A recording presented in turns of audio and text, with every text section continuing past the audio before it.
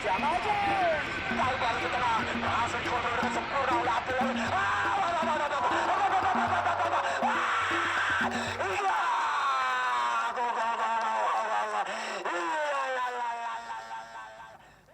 Nusa Tenggara Barat, sepak bola hidup dalam kesederhanaan, tanpa tribun megah, tanpa rumput sempurna, bahkan tanpa garis lapangan yang jelas.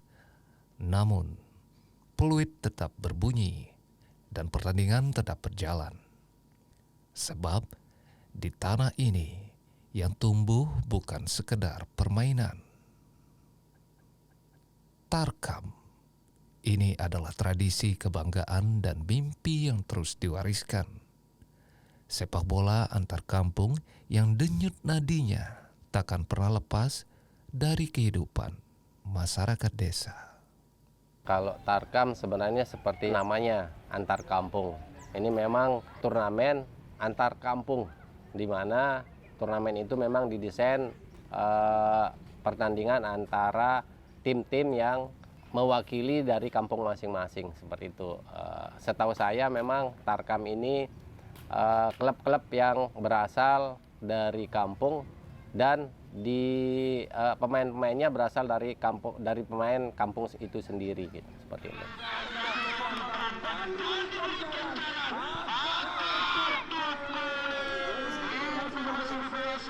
Tarkam ataupun sepak bola akar rumput ini menjadi embrio bagaimana pemain-pemain ini bisa muncul. Karena saya yakin tanpa adanya sepak bola akar rumput, terutama yang di kampung-kampung, itu tidak akan muncul talenta-talenta yang seperti kita lihat sekarang. Tidak akan muncul talenta-talenta yang bisa mengharumkan nama daerah maupun nama negara. Jadi saya berpendapat bahwa olahraga sepak bola terutama yang berasal dari akar rumput yang seperti kata kita bersama itu memang sangat bermanfaat untuk penumbuhan karakter, mental ataupun skill individu pemain sehingga bisa muncul untuk membanggakan nama daerah itu sendiri. Tanpa ada bayaran, tanpa ada embel-embel uang, kita diajak main ke sana kemari, itu sudah suatu kebanggaan. Itu yang menurut saya menjadi salah satu motivasi anak-anak ini supaya menjadi suatu sosok yang bisa mengangkat nama dia sendiri, nama keluarga mereka kepada masyarakat.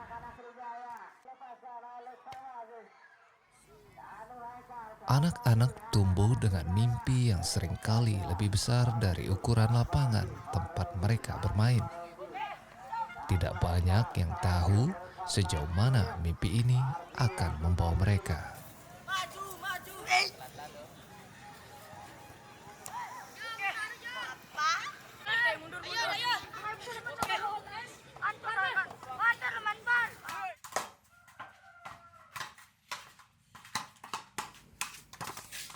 Tiga 30 tahun lalu, seorang anak kecil juga memulai dari tempat seperti ini. Berlari tanpa alas kaki, bermain hingga sisa cahaya kian menipis.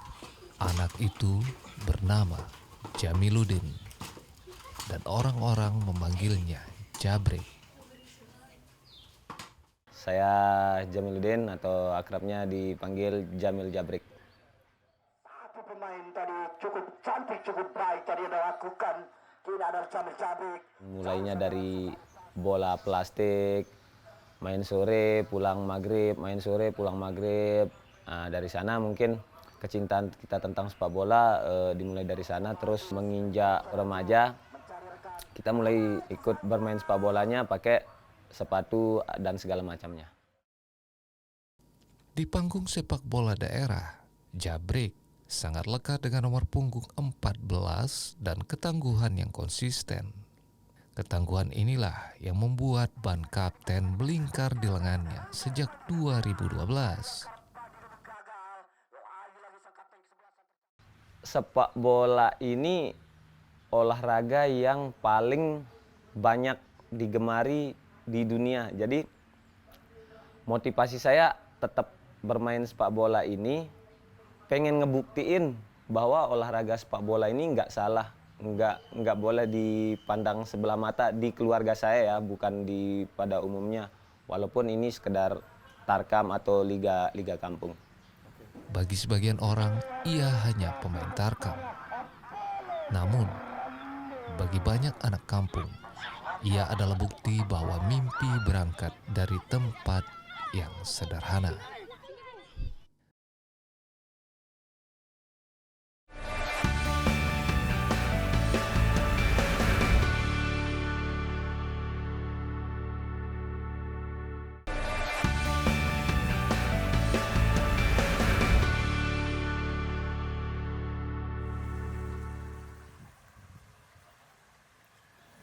Jabrik kecil tumbuh di lingkungan yang serba terbatas.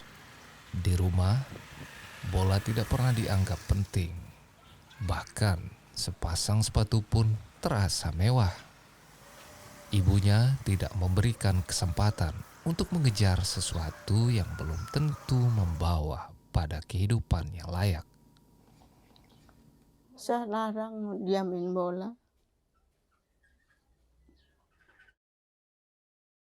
Tapi dia tidak mau. Sampai saya bakar gawas sepatunya.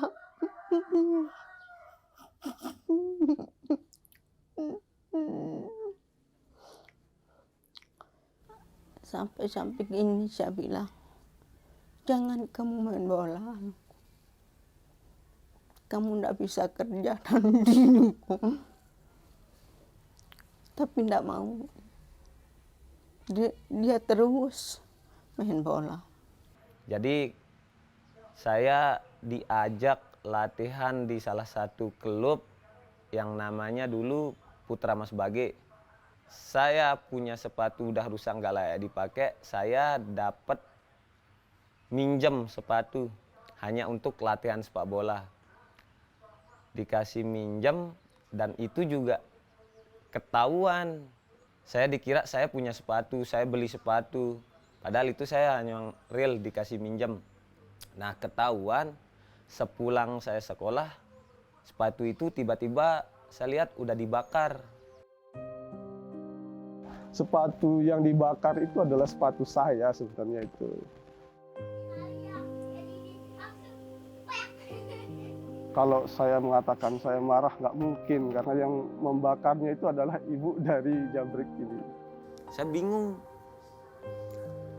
Nanti mau ganti sepatu ini gimana? Sedangkan saya masih sekolah. Keluarga juga nggak mungkin juga tanggung jawab karena mereka kan yang jelas-jelas ngebakar emang nggak setuju lihat saya main bola.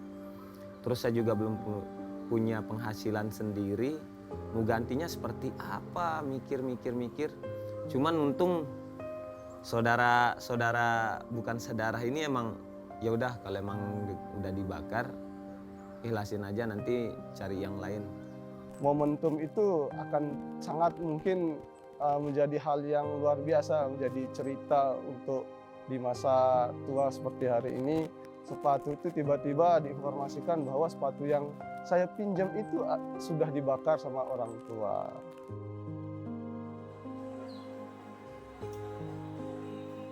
Jabrik ini adalah salah satu anak yang broken home, di mana Jabrik ini memiliki latar belakang yang mungkin tidak ada supportnya mungkin ya, kecuali orang tua.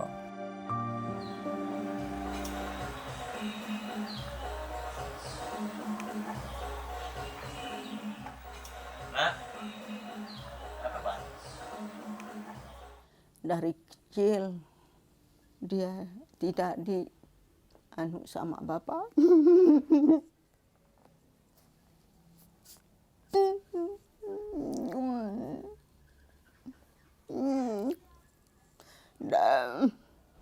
Tidak diurus sama bapak.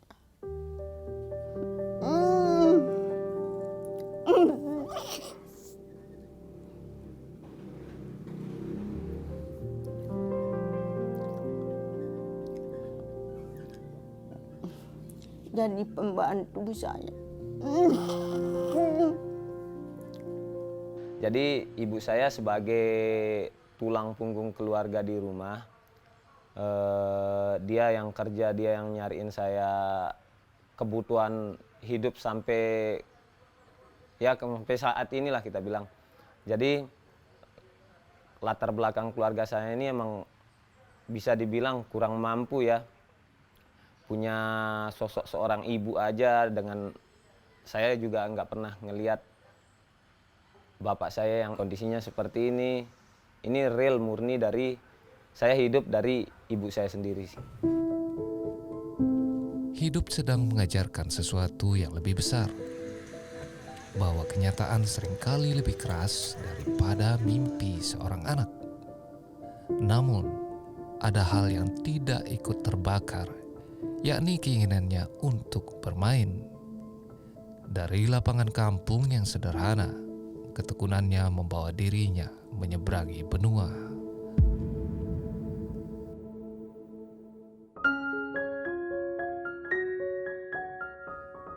Sejarah mencatat langkahnya ketika membawa Indonesia berlaga di Homeless World Cup 2015, sebuah titik balik dalam hidupnya. Bagi banyak orang, itu hanya sebuah turnamen. Namun bagi Jabrik, ia telah membuktikannya dari sudut-sudut marginal. Mimpi besar pun berhak menemukan jalannya. Kondisi keluarga yang jauh dari kata sempurna justru mengantarkan ia mewakili bangsa Indonesia di ajang kejuaraan dunia tunawisma di Belanda.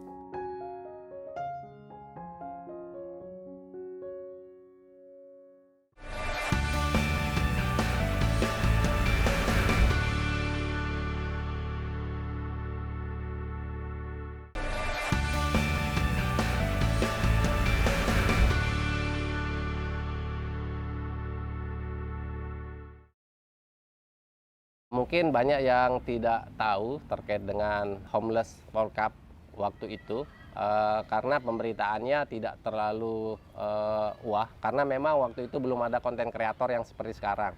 Perbedaan paling mendasar terkait dengan pemain. Karakteristik pemain yang boleh mengikuti sebagai pemain homeless ini ada beberapa. Pertama, broken home, kemudian mantan pemakai, kemudian pemain-pemain yang memang dikategorikan butuh untuk dibina, seperti itu.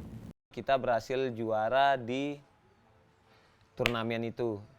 Jadi maksudnya nggak ngebayangin sekali nih, kita yang orang terimajinalkan bisa menjadi juara, bisa menyanyikan lagu Indonesia Raya di negara orang, masih nggak nyangka seperti itu, Mas. Jadi tangisan, haru itu sangat-sangat beda. Jangankan ya sebelum ini kita juara, baru pertama kita menyanyikan lagu Indonesia Raya di Belanda tuh udah pecah sekali nih. Rata-rata semua orang yang ikut bernyanyi di sana sampai menangis. So we can see there yet again another tear in the eye of this Indonesian player. It's incredible what it means to these boys to be over here in Amsterdam, all the way from Indonesia.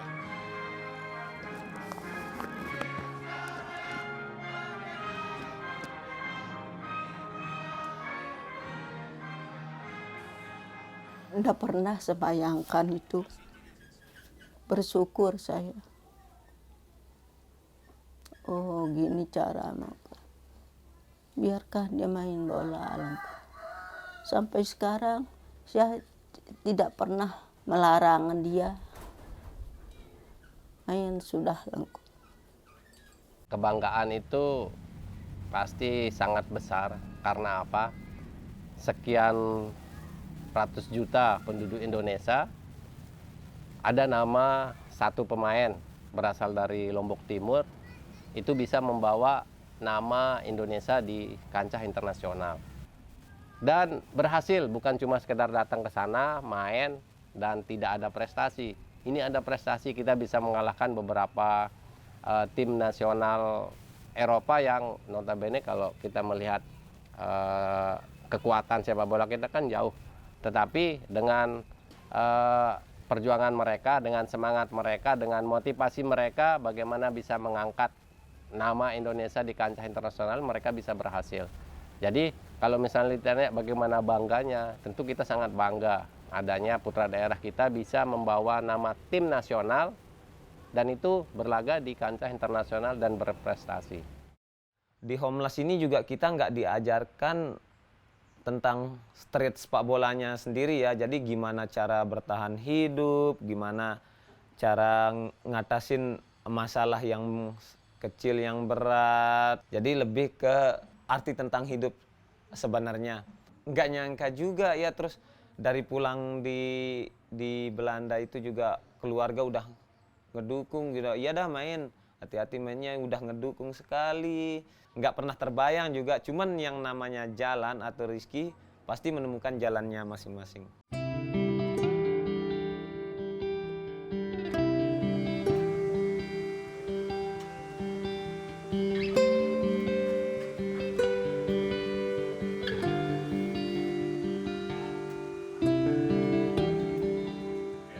Awalnya sih nggak percaya ya bakal nikah sama pemain bola gitu.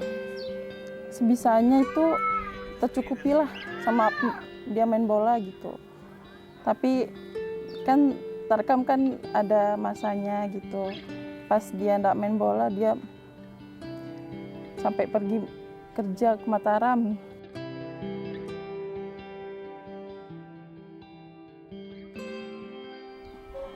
Sebenarnya kan pernikahan nggak selalu mulus ya. Mama saya selalu dijatuhin gitu sama mama.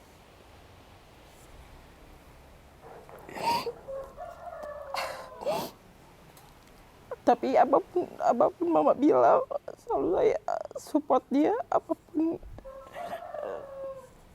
Tapi mungkin karena dia udah dewasa ya, enggak pernah sekalipun dia benci mama. Apapun, nggak apa-apa sayang. Besok kita buktikan ke mama, itu bilang dia. Jadi bener, apapun. Terus mama kan lihatnya anaknya sehat, cucu-cucunya gemuk gitu. Jadi mama percaya sekarang sama dia. Oh, dia berhasil jadi kepala rumah tangga, dia bilang gitu.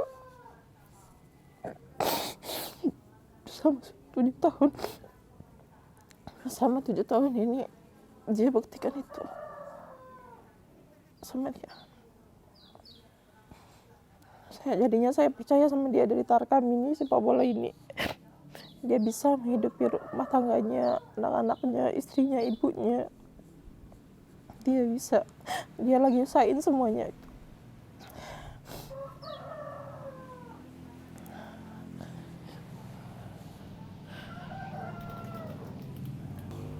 Dia juga seperti kapten di rumah tangga.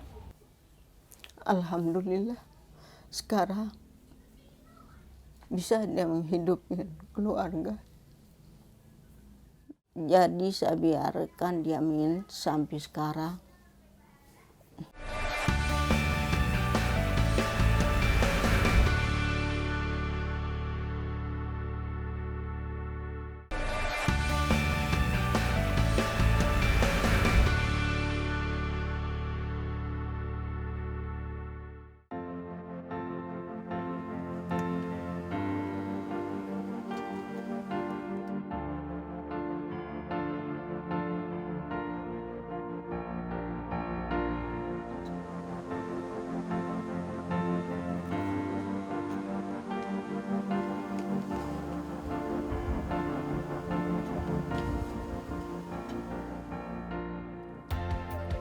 Waktu mengubah banyak hal. Kekhawatiran masa lalu kini berganti menjadi kebanggaan. Lewat sepak bola Tarkam, Jabrik menuntaskan pembuktiannya. Pulang sebagai kepala keluarga yang tangguh dan putra yang berbakti pada ibu yang telah merawatnya seorang diri.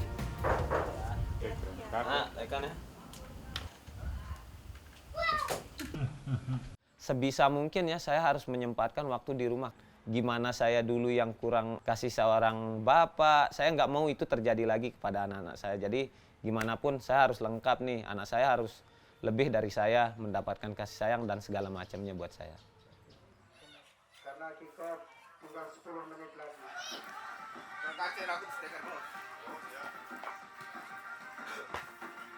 Oke, bismillahirrahmanirrahim. Assalamualaikum warahmatullahi wabarakatuh. Jamil Jabrek, Anom. Dulu, ia hanya bertanding dari kampung ke kampung.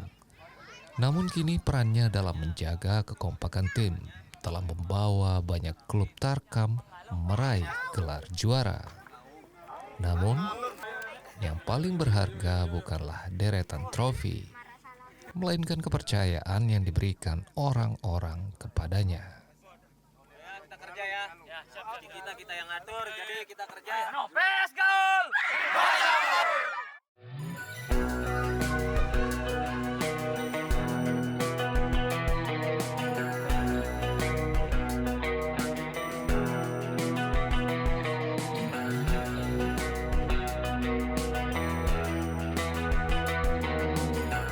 Dengan adanya Tarkam ini banyak aspek yang meningkat.